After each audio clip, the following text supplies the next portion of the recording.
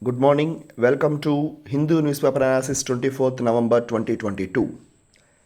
First article explains about election commissioner shouldn't be yes man, Supreme Court. Here, yesterday also we got an article regarding election commissioner. These developments are very essential for us to get an understanding over election commission of India and its functions, at the same time to have a valuable points in our answer writing, particularly for the electoral reforms topic. So here, just recall what we discussed yesterday. Yesterday, Supreme Court observed that from 1950 onwards, the election commissioner's tenure slowly decreasing, and even it was in 2004 it was 200 days also. So election commission must be have a secure tenure, and Supreme Court observed that section 4 of election commissioner, conditions of services of election commission and transition of business act 1991, in section 4 clearly said that there should be 6 years tenure till 65 years. However, it was not implemented properly also. And here today, Supreme Court observed in Anup Bharnawala versus Union of India 2015, a case now seeking a series of reforms in terms of appointment of election commissioner, and this appointment should be by collegium system, which consists of PM, CJI, a leader of opposition, and it demands equal protection of chief election commissioner and election commissioner, and a common procedure of removal. Then rules making power of election commission of India should be independent like Supreme Court, Lok Sabha and Rajya Sabha, and independent secretariat and budget for commission. These are the bench of petitions requested by this Anup Bharnawala versus Union of India case, and Supreme Court now examine these petitions. And here in yesterday's judgment, Supreme Court of India mentioned that they need data regarding appointment of Arun Goyal as a new election commissioner. If you observe our recordings every day, that is, we discussed this appointment of Arun Goyal from the background onwards. Just check the today's back recordings, you will find it. Now, he was appointed, and Supreme Court of India asked the data on what grounds you appointed Arun Goyal. Now, the issue is in court. Let us wait and watch for the next developments. Next, Scottish Parliament cannot poll for independence. Quote. Just remember that Scotland, once upon a time, it's an independent country, independent region, not country. However, later and slowly and gradually, Europe got hold over Scotland. And in 1907, under Acts of Union, Scotland became the part of England, and then we call it as United Kingdom. So this is a background history of Scotland. However, you must remember that now they are demanding independence from the event of Brexit. It is going on. So let us wait and watch for the further developments. But please locate Scotland and the important channels. There will be English channel, and also locate Ireland for our map point of view. At the same time, for prelims point of view, what is Acts of Union? You should remember that was the point where that was a situation in which UK was formed after control over Scotland.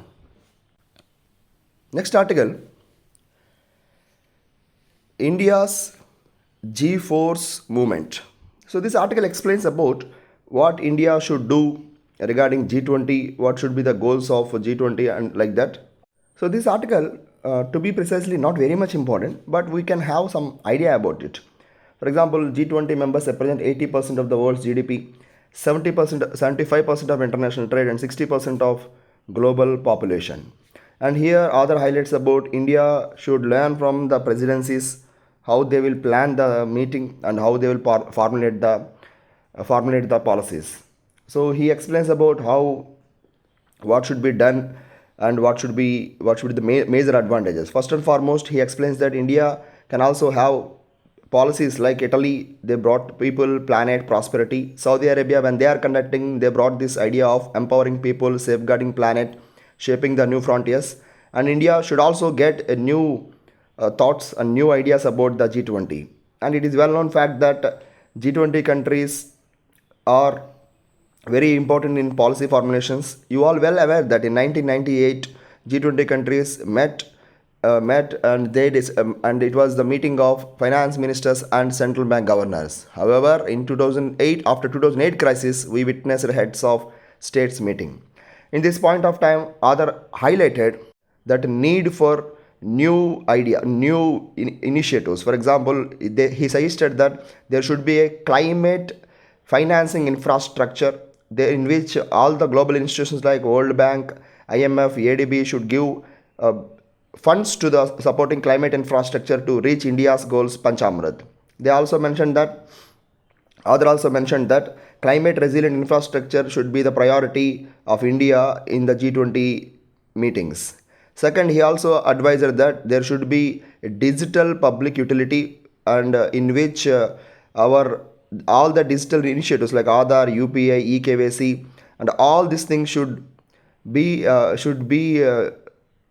provided to the global platforms, and this the success of these programs can be showed to the global countries, so that they can also have advantage of these programs. Next, the third important thing is he suggested that there should be a alternative mechanism to the SWIFT, and should be the one of the priority of the government in G20. And he also explained other suggestions like focusing about multicultural and multi-religious interactions with European Union, and also talking about showcasing of our brilliant diaspora strength. And last but not least, he also suggested us to promote tourism like that. So, however, you can also read this for the question, particularly how G20 can help India, or how G20 significance to India. In that point, you can also write some points. Read this article for the better clarity and also better understanding about the topic. And next, coming to the point, fixing India's malnutrition problem. So this is very important article in today's newspaper, because the author started to highlight about the issue of recent Global Hunger Index 2022 ranking for India 107 out of 221 countries. And you know very well that it was given by Concern Worldwide Wealth Hunger Life. So this information is important for prelims point of view. However, let us come to understand the next important aspects. The report highlighted about several challenges with respect to our hunger index. For example, they highlighted about the stunting. So here, for our understanding, let us understand what is stunting. People are too short for their age.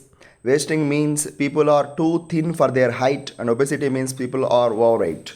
So here, the other highlights about the report of Global Hunger Index was rejected by Government of India on the grounds of international conspiracy against India. But Hadar said that National Family Health Survey, which was taken by Ministry of Health and Family Welfare in 2019-21, also highlighted the same issues. It said, and very important for us in answer writing also, that is stunting is 35.5% in India, wasting is 19.3% in India, and underweight is 32.1% in India. So, which means that stunting and wasting are very, very important and very unfortunate things in India, because if you have stunting, for example, it is almost 35.5%. Stunting have very strong impacts on the cognizance development of the children, and wasting also have strong impact over physical development. So all these things are very essential. So here other straightforward focused on the challenges in the Poshan Abhiyan. Okay, so challenges in the Poshan Abhiyan, you know very well that Poshan Shakti Abhiyan, where which is focused on this development of more nutritious availability of more nutritious food to the people, and it is also had a core institution like ICDS in this delivery of nutrition food. However, it also mentioned that the government of India announced 20,000 crores, but the spending is very limited. So according to Accountability Initiative, a budget brief report, it was mentioned that per capita of supplementary nutritious program is not increased since 2017, which means the budgets may be rising, but the per capita allocations are not rising. At the same time, they remains as underfunding. So here, child development project offices also remains vacant, and this CPDOs will play an important role in maintaining the promises and delivering the services. However, this position of child development project officers remains vacant in majority of the states like Uttar Pradesh, Assam and Rajasthan. And also the mandatory social audit is also taken very rare. Later, it also mentioned that low funds, this underfunding, and also maintenance of standards is a very important constraint in reaching this nutrition standards to nutrition standards and nutrition goals. However, I would like to add one more point here. Recently, CAG found one report in 19 states, and it mentioned that improper storage, lack of utensils, and lack of potable water are the one of the reasons for the delivering the Poshan Abhiyan goals. And here, Andhra Pradesh put forward as a 95% of funds are underutilized in kitchen developments. And what is the issues? Even recently also, IIIT Nuzivedu and IIITs and other parts of Andhra Pradesh witnessed a lot of food poison cases. Later, others cited that there can be an idea of cash or DBT by using Jandan accounts, Aadhaar and mobile, JAM treaty. However, there is also constraints here because economic survey mentioned that metason phenomena, that is they will care more about boy child. At the same time, if you deliver the money to the accounts of the women, and mostly we are having a patriarchal society, women doesn't have any control over the money and they may not get the nutritious food. It was also mentioned by international policy research institutes that is 1/3 of rural people in India unable to have a nutritious food. So cash may not be a sufficient initiative, and there were evidences that Mamata scheme in Odisha and Dr. Muthulakshmi scheme in Tamil Nadu also providing some cash, but still there are no strong evidences to say cash can provide high nutritional food. In fact, we should also remember that the rise in food inflation is also one more challenge. So cash may not be a sufficient idea. So others I said that there should be investment on behavior change, and also there should have a diversified institutional support, in which institutional support, for example, like local people, for example, you see in Chhattisgarh and some other areas, they are cultivating local varieties and they are supplying to the ICDS. So that can be done. And in AP Agriculture University, they cultivated black rice or forbidden rice, and which can control the rise of blood sugar. So like such initiatives can be taken in the local level. And also even recently in Andhra Pradesh, FCI director mentioned that that is they are providing fortified rice for the enhancement of nutritional support. Further, we need to take one more issue seriously. According to National Family Health Survey, women education is important in rising malnutrition. So women should be educated in the behavior change and malnutrition importance, and local government should play an important role. For example, here Turkey, Sabanki University started a project called as Harvest Zinc. That can be an idea where local governments can give support of that micronutrients can be done. So finally, the other side said that we cannot have monthly celebrations of Poshan Utsavs when people are suffering every day. So that is how with a sad tone he concluded the article. And then we do have one more article. Yeah, next article talks about other important aspect, that is Chief Election Commissioners. So Chief Election Commissioners, that is article name is India is losing its cherished right to know. Right to know is one of the core element of Indian Constitution. So here right to know is a very important pillar in democracy. So the Supreme Court observed that democracy has two pillars, accountability and transparency. And in SP Gupta vs Union of India 1982, Supreme Court said that right to freedom of speech includes right to information also. However, the highly profound judgment can be seen in 1976 Raj Narayan vs Union of India. In that case, Supreme Court of India mentioned that right to know is a fundamental right under right to freedom of expression. So here we should remember about one community-led organization called as Mazdoor Kisan Shakti Sangathan 1994 against the corruption at the local level at Bewar of Rajasthan. And then we have the highly one of the important act in India, that is Right to Information Act. So however, I'm not going to deep into the background, but here other highlighted about important challenges here, because the challenges with respect to Right to Information Act and its function are began from 2019 onwards. So in 2019, Government of India brought series of amendments to begin with. So tenure and age of the chief election commissioners and salaries will be decided by the central government. At the same time, previously 65 years is the age of chief election commissioner, but now it is amended. It is a will of the central government which can fix the age and tenure and services. So previously they used to have some autonomy and independence. Now central government is more controlling it. Further, what is more interesting is the processes in the election commission. In the information commissioner is very simple. However, now there are many legal complications with this process itself, because if you want information, you can apply, and if you are not able to get the information, you can reach within 13 days. You can reach the next level. In the second level, you will have departments. There you will find information commissioners, and then if you are not getting information, then you can go to state information commissioners.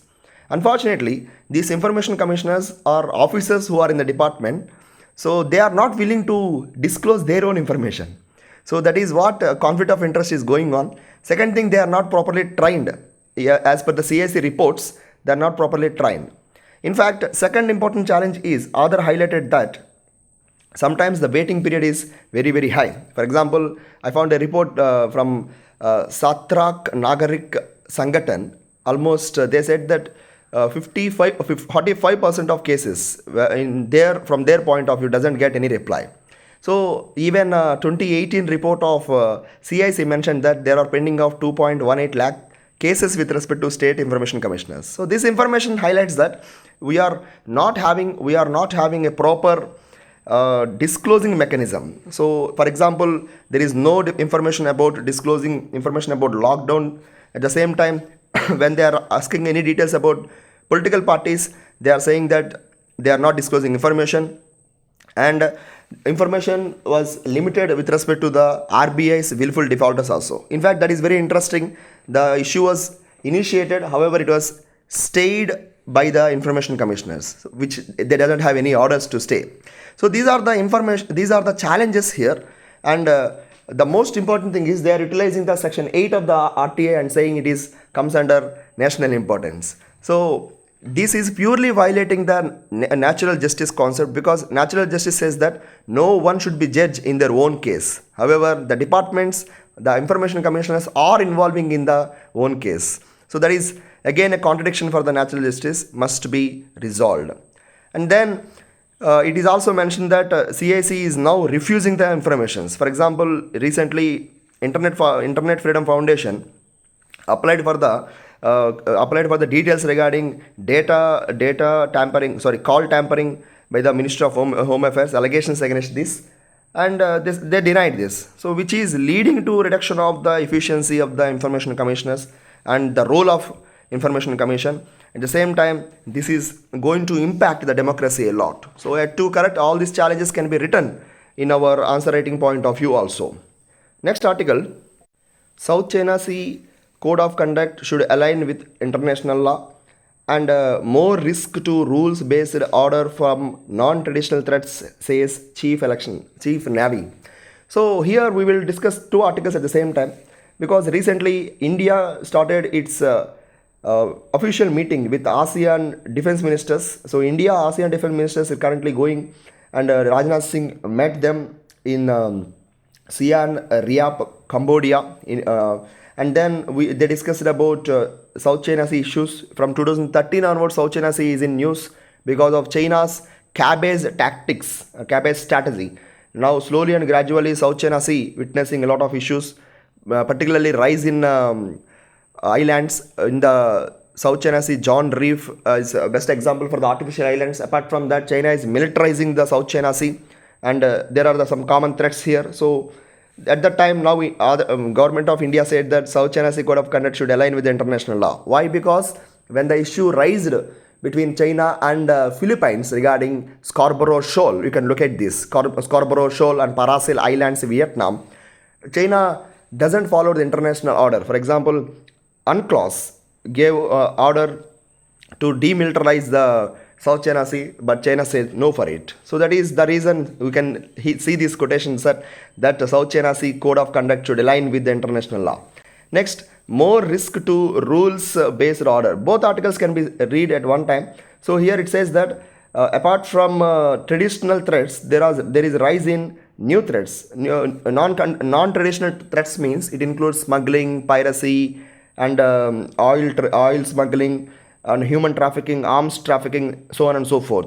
In addition to that, they added the idea of illegal, unreported, and unregulated fishing. IUU. We should remember this. Even recently, WTO summit also mentioned about this IUU. So IUU stands for that illegal fishing in the ocean. Okay, they don't want to focus about their so-called production of the fishing, because fishing should not be done in a particular time, but they will do that. So that is IUU. Next article talks about center sends experts to 3 cities to contain measles infection. Measles are right now somewhat returning. It was mentioned by even Lancet also. Some diseases which are eradicated now again they're coming back because of climate change. Here measles in India is also returning because of several reasons. So here the most important thing is rubella and measles are somewhat viral diseases and viral infections in the young children. So they includes like redness, red rashes and everything. So throughout the countries, throughout the globe, the campaign is going on to eradicate the measles. If you recall, 2019 Sri Lanka eradicated measles, and now India is also trying to eradicate measles under its campaign called as Universal Immunization Program. By 2023 it's a goal. So read this article, but however, pay attention towards the diseases, because Lancet report mentioned revival of more diseases. And that's all for today, and thank you so much, and Jai Hind.